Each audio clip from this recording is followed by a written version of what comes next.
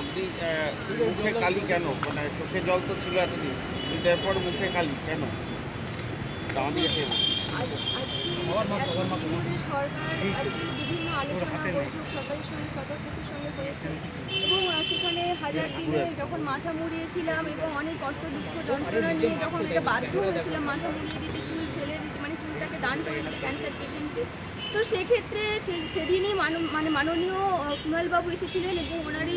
মধ্যস্থতায় আলোচনা হয়েছে, বৈঠক হয়েছে এবং আমাদের নিয়োগের ব্যাপারে ডেডলাইন বেঁধে দেওয়া হয়েছিল এবং আমাদেরকে আশ্বাস দেওয়া হয়েছিল যে আমরা নিয়োগটা দ্রুত পাবো, তার অবশ্যই সমস্ত রকম প্রচেষ্টা ওনারা করছেন, প্রসেস করছেন।